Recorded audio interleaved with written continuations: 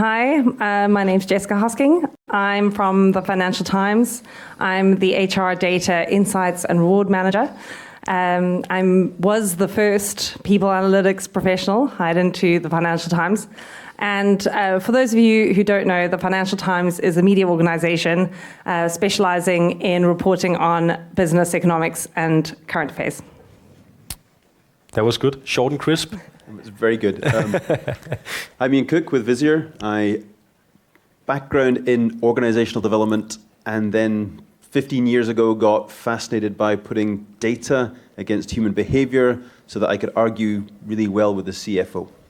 And for the last 20 years, I've kind of pursued that mission. The last 10 years of those has been with Visier, where my role was to build the product, which is currently holds 10 million employee records and is used by 800,000 people a week. Sorry, is that right? Yeah, that's right.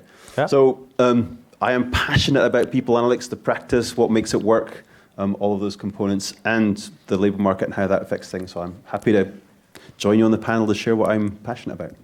Amazing, thank you so much. And the guru from Lego, Søren Kold. Wow. Thank you for having me. My name is Søren. Can everybody hear me? Okay. That's true. I work right now at the Lego Group. The past 15 years I spent in the space of people analytics, most of them working in consulting out of employee engagement experience. But in the last 5 years or so, I've been heading up people analytics functions in global companies. So in Grundfos and in Hempel and now in the Lego Group. Yeah, good. Are we ready to go live, Saranda? We are good. All right, welcome online as well. So we are going to talk a little bit about the future of work, the Great Resignation. Will AI take over? All of that stuff, right?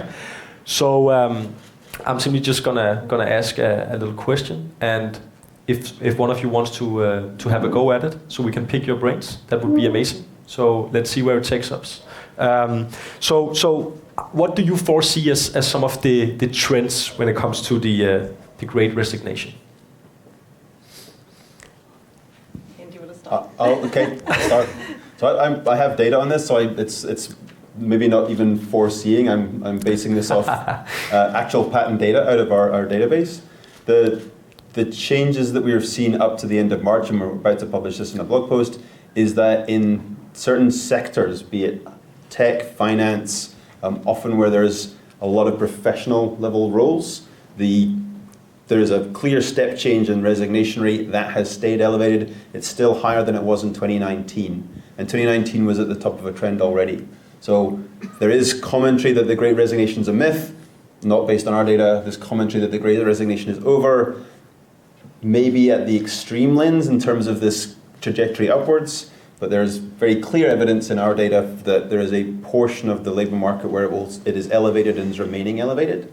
And the other piece is it's not the usual suspects that are resigning. Our data indicates it's 30-year plus population, so it's people who are established, tenured, actually know how stuff works in your business. So it's not the same as a 20-something turning over because they're not quite sure they liked your business in the first place. It is the people with the deep knowledge relationship who drive the core of the success of your business that are making different choices about how they work. And that's what our data shows. We don't see it declining. I'm saying all of this survives until we hit a recession. So, there's never say forever, but that is the patterns in the data that we have. And I know you have a really interesting perspective on this as well, Søren. Yeah. For me, it's we have to look. There's definitely a before COVID and after COVID. I think in the time we went through the pandemic, we sort of, all of us, the employees, we have had a taste of that forbidden fruit, working from home, and I think we liked it. So I think that a lot of people are now thinking a lot different about how they live, how they work, how things should fit together, what they want from their time. So how much time should we spend working? How much time should we spend with our families? Will we get sick? Safety measures, How will we collaborate with people and stuff like that? So I think until workplaces and companies will figure out how to sort of navigate that space, returning to the workplace as a major trend that most companies face right now, I think that will definitely keep driving that turnover. But I think there's also a lot of opportunity here. So it's definitely a space where workplaces can really do a difference, and also use this as something to attract good talent. Yeah. What are your thoughts in relation to this, Jessica? So, coming from the media sector and the Financial Times, I don't want to talk about the industry in general, but talking from our perspective, we certainly saw the before and during COVID effects. So we had a huge drop in our voluntary leavers during the pandemic, where most people kept their jobs, and a little bit of uncertainty. And then we saw a return to our pre-pandemic levels of our attrition. We haven't seen that play out on the media industry as a whole, but I think certainly I would agree with Ian that it's sector specific, and that some sectors have certainly felt it more than others. And I would say that it looks to be mostly about moving from a lower paid or lower wage position to potentially more lucrative opportunities. And how do you see the turnover trend expected to be developing over time? So I personally think that this will stabilize. I think it has been on an upward trend, particularly in the US. I think the rate of quits has been going up by about 10 basis points year on year. And I see that continuing, but I don't think that it's going to be rocketing up, as we saw from 2020 to 2021. I think that it'll probably just stabilize onto its original trend. Yeah. What are your thoughts, guys? Well, I would agree with Jessica. Our view is that it's not. You should never think in straight lines when it comes to people, because as soon as the system starts to accelerate, things happen to make it bend. So it's going to stay at a higher base rate, so increased levels of volatility, which may just be your stable resignation rate that's happening in FD. But for us, it would be that the labour market will be generally more dynamic than it has been in the past. And so the focus on retention, the focus on building those habits of practice, not rolling out the retention program just for 6 months while you think you need it, but having it as always on, is actually going to be a kind of, as Soren said, one of those opportunities going forward. We don't do this as a knee-jerk reaction. We make it a habitual way in which we run our business, kind of like a budget review. What's the retention review that we're doing this month? And so I would see that as a change in practice. Yeah, I agree very much, but actually come from a company that does not see those high numbers yet. But to your point, Ian, we are also very keen to sort of be well prepared. So we want to look into the drivers on an ongoing basis, because once we get there, if we get there, then it might be too late. And who wouldn't love working for Lego? Because that's the thing where you say, there's a universal thing, Great Resignation, it's everywhere for everybody. That's as soon as you have a mistake. It's not everywhere for everybody, but there are key patterns. And if understanding them for your business is actually the most crucial response to the data. And how do you prepare for that? So you touched a little bit upon the challenges and perhaps some trends as well, but how do you prepare for the future? So we look into our data on a continuous basis. So of course, we have turnover in the company, and we try to look for trends. We discuss with senior management teams regularly. We try to interact with the employees. We care a lot about coming back to the workplace, how we facilitate collaboration and stuff like that. So we try to have an ongoing conversation, both with senior management, with the employees, but we do that on the basis of data. So we try to spot those trends, and then we can pinpoint them maybe before it becomes a problem. Are there like one or two trends that you maybe can highlight? Something that you see already now? Without being too specific, I think something around retirement numbers, for instance, that could be. Then we of course also see some specific cycles in our data. So we see turnover happening because of certain events. So that could be, coming back to the workplace. Could be performance appraisals. Could be other stuff that we know will just sort of kick off more turnover in the company. But it's not something that we don't know, so it's still manageable. What we're really interested in is more the unforeseen or the stuff that we don't know yet. So yeah. I'm happy to pass it to you, but I have a response, but I'm happy to pass it to you. Sure.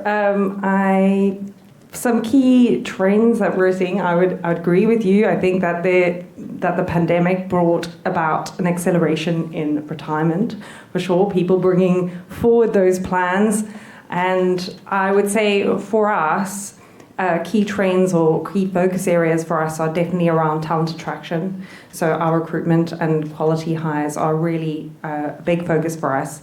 And then looking at the employee value proposition. So because we've got such a tight labour market at the moment, obviously we want to try and retain as much of our talent as possible. The FT is very fortunate in that we don't have an attrition problem. We have a very high tenured staff where our editorial staff, for example, have an average tenure of 12 years, which is fabulous. But we do want to make sure that is across the business. And so we are very much focused on looking at what our employees value and engagement and keeping those engagement numbers high.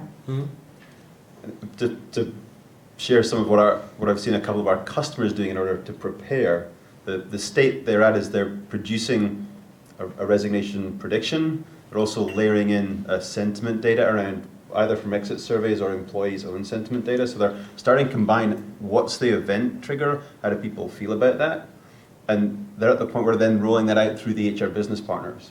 So what they're doing to prepare is actually engaging the person manager who mediates the experience with the employee to say, here is some data, here is some information, here's what it means for your specific unit. Not this generally we'd like to try and keep people, please be nice. It's really easy to ignore that. It's like, I am nice, are they leaving my group? I have no idea. So getting this data to business unit lead or team lead, department lead, with the HR business partner in that simplified, it's not, this is all the stats and this is why it's cool. It's like, this is how many it is, this is what it means in terms of your capacity to produce if we don't maintain it. And then being able to have that cadence around, here's what's happening for you. It's not a problem right now, but let's just keep monitoring. Or here's what's happening for you. Here's some strategies we should think about to manage it. And it's not vanilla. Like one of the things I think is fundamentally different post-pandemic is this notion of we have one policy that covers the whole business, and it's the same for everything everywhere, is to misunderstand just how complex the people side of business are. Because you have a tech group, it's a completely different story about what's driving the resignation from other functions. So, being able to have the data and the conversation around those business impacts, and getting that rolled out through the people who are having those conversations. Because then you're not. Everybody has a clear shared picture of what does this mean for our business. So you're not having to do the knee-jerk reaction where the head of IT runs in and says everybody's leaving and they're all getting paid twice the money by Amazon, and you have to then do the work to defend that and say true, not true. You're pushing out this constant cadence of this is where we're at, this is what's happening, this is where we're at, this is what's happening. So you just avoid that whole runaround. So you get ahead of the problem. So that's how I think, that's what we've seen our clients doing to prepare. Yeah, and the pandemic has, of course, has a huge impact on also, the way we are working, hybrid work, etc. has accelerated that stuff a lot. How do you perceive the change in requested skills after COVID? Yeah, Jessica. I can go first. Yeah. So I would say that certainly there has been a huge increase in the amount of digitalization, and I think those companies that can digitalize have. It has been a strategy that the Financial Times has adopted over the past 5 years, and definitely we've felt that that has been validated since the pandemic, and this has meant that the key skills to support those companies that are going through that would definitely be in the tech space. And I'd say in this room, hopefully we're all thinking about data literacy. I would say those are definitely the key skills. On the other side, I would say that skills or at least people working in office support roles, manufacturing, and for us print processing are probably on the decline. Mm. Yeah. Yeah. For us, it's also in the tech space. It's no secret that the Lego Group is ramping up heavily on the digitalization journey, and but I think also in terms of if jobs are changing, and I've seen a number of studies where people are sort of asked how they like the future work to be. So do they want to work remotely, or do they want to have a hybrid way of working, or so and I think if jobs are changing, if we have the same jobs for less time, even the like gig economy sort of thing, then skills will be more specialized, right? And we will move away from more generalist positions. If you're not there for that long of a time, then you come in with a certain skill set, and then you go on your way again. I'll just add a data point because it was quite. I think hopefully it's really encouraging for the room. And I'm not 100% sure it's accurate, but we have a close relationship with Deloitte, and I was talking to Mark Solo, who heads up their people analytics practice. He suggested they'd looked at the stats, and for every 10 people analytics job postings there was out there was one qualified individual. Okay. And I feel it's a really powerful stat because it's this combination of digital and technical and data understanding with this rich psychological human understanding. And that's the sort of nexus of skills that really count going forward, and they are scarce.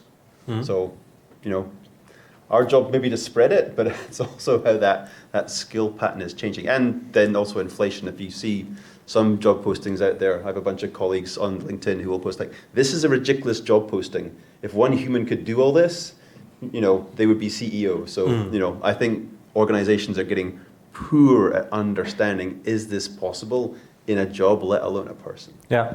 So what do we way a little bit what do we need to do to make sure that we have the people that are capable of doing both the human things, but also the hardcore data things? Be really disciplined about task. Don't just get the notion of let's hire a hero to get X generally done, but really deconstruct what is this task? What are the capabilities that go to the task? How does that then look at a chain of work? Very few people operate in isolation, so trying to find the hero who can make it work is kind of it's a wishful mindset. It doesn't actually translate into real organizational practice. So focusing on the task. What are they getting done? How are they getting it done? Who are they getting it done with? What's the minimum we need? And so breaking it into a skill model, I love the approach of skill because it gets away from title hiring, which I also think has issues, but getting really tight on what's the task.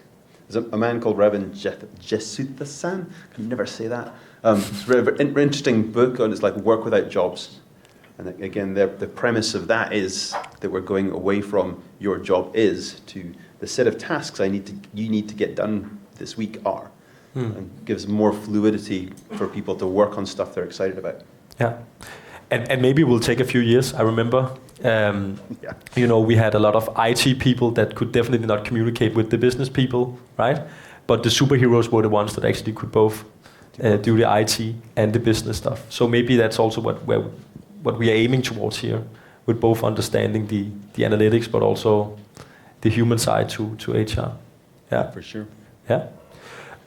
So another question, I call it the Arnold Schwarzenegger question, right? So we are trying to look into the future, of course, and World Economic Forum is predicting a future where society will be, really robotic. So will the robots take over, right? Or how much will AI actually have an impact on the future labor market? Tough question, of course, but any thoughts and reflections on that, Søren? Yeah, I think it's fair to say that technology and digitalization moves quite fast. So of course something will happen. Yeah. We've seen that just through the pandemic. I mean, just look at what we can do in the Microsoft Office today that we couldn't do before the pandemic. How much is at that micro level being automated? I mean, we will also see that at a more general level, I think. But I also think that new tech, robotics and stuff like that will also come with an enormous demand for human capabilities to support that and new jobs being generated. And I think where we can automate and scale up solutions, so maybe in the financial sector, for instance, we would probably see that more and more automation will happen. But I don't think we are quite there yet in terms of transportation. I mean, would we be confident enough to sit on a bus that drives by itself when we go to some place for vacation or whatever? So it depends on which you can say sector we're discussing and for which jobs, of course. But something will definitely happen. But before we get there, and a lot of new jobs will also be created to support that new technology, I think. Yeah. Jessica? This is a tricky one for me, I think, because in the media space, well, we generate content. We probably would not rely on AI to do that for us. Thank you. It definitely would lower the quality, I perceive, but we're using AI to try and add to our product offering. So that is an addition to not subtracting from the labor market. Yeah, and I would probably echo what you both say, that AI is coming. The capability, the understanding, the reproducibility is at a level that it wasn't in the past. But there are many things with like known input, known output, that is susceptible to AI. Human beings, known input, unknown output. Like the number of things that are actually susceptible to artificial intelligence about human decision making are tiny. You can get a chatbot in your HRIS because you're asking me about vacation policy. Well, that's obvious, so I can give you a response on that. But all the algorithmic stuff that's been done around this person should be promoted, this person shouldn't be, run fundamentally into questions of ethics, questions of acceptability by the decision maker, questions of potential bias and all these other things. So I think it'll be a long time before we have the robot manager. From a people analytics perspective, I think there's an awful lot of other things where AI can take some of the work that people never wanted to do in the first place away, and that will actually generate work. Yeah. Every other technology wave we've had, be it horse to steam, be it steam to combustion engine, has actually generated net new economic benefit. We're not doing what we were doing, but it hasn't shrunk the economy, it's actually grown it. So I think the doom mongers that the robots are coming and we're all going to be out of work, history doesn't support their argument. I don't have a crystal ball, so maybe I'll be wrong this time, but I'll take that bet. So yeah, and I think in general, AI, robotics, it's going to make sure that we have data consistency, right? So we can trust the data that we have. But at the same time, especially working with development and team dynamics, leadership skills, we can use the data that we can rely on and ask questions, right? I have to say this, Stefan. So there's what is true of a population is not true of a person.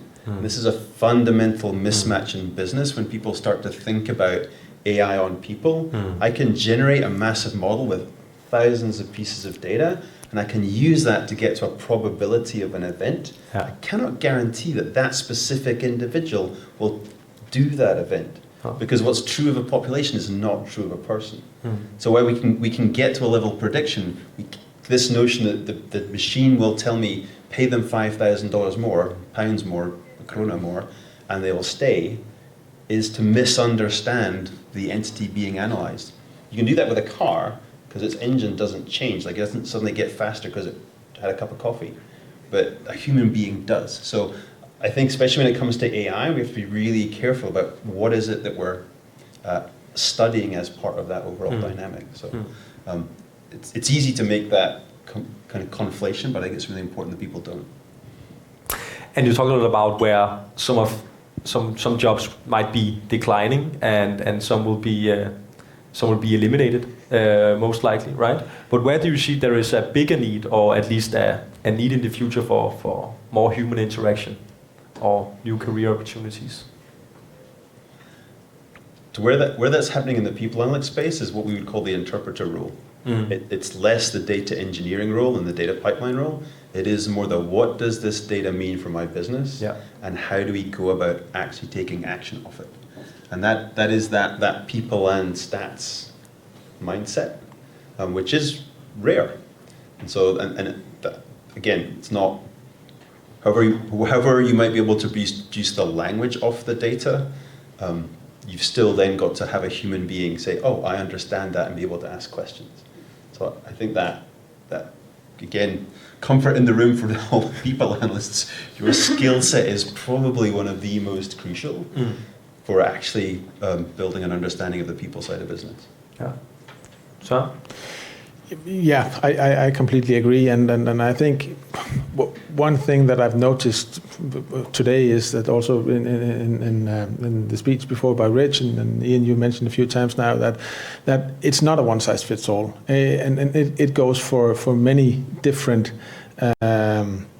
instances in the work that we do. But that is basically not new. I mean, 15 years ago, the way we thrive at work, maybe we are looking for that high level of engagement. The road to that point, that's not one size fits all the way we communicate about findings today, that's not a one size fits all. The way we communicate about ethics in the way that we use data is not a one size fits all. So I think it's something that we need to be very careful about in our approach going forward, because you need to build confidence and credibility with whatever audience you're speaking to. So I think that's been a good theme so far for today. Very comforting also to hear from you guys that there will be a job for us in the future as well. Yeah, possibly several. Yeah, good. Do you have any final remarks, Jessica? I would say that at the FT, we are starting to talk a lot about data democratization. So it's a real buzzword at the moment where we're trying to educate our colleagues. I think there is maybe a misconception that if you're not good with math, that you can't, analyze data, and then people tend to stay away from it. But we're trying to invest in training opportunities, trying to share how to interpret data, get a level of comfort with data across the board, across all of our staff. And I think that is probably something that will be shared across many companies, because it's such an important skill to be able to digest and understand and then interpret a data set. And I think that if more people could do it across the business, hopefully our jobs become a lot easier as well. And I think that people analytics professionals certainly will always have value being able to be that communicator and also be able to facilitate some of that training. Your job may get easier. You also are likely to find demand will just explode. There's an individual called Amit Mahindra who's been in the space for a long time, and his rule is it's kind of like Moore's law of semiconductors. The amount of capacity of a chip doubles every 12 months. So for a successful people analytics team, demand will double every 6 months. So when you start to get it at that scale, then the questions and the opportunities and the possibilities, it's this really untapped, huge space of value that we can go seek. So yes to democratization, and you're likely to find it just means you have a bigger team. And I know that if some of you people would like to talk robotics and AI, you can find Ian pre-dinner because he wants to give a lecture or two if No you're lectures, but I was happy to get into it with people if they want to chat about it. Perfect. Thank you so much, guys, and lady, for sitting up here with me.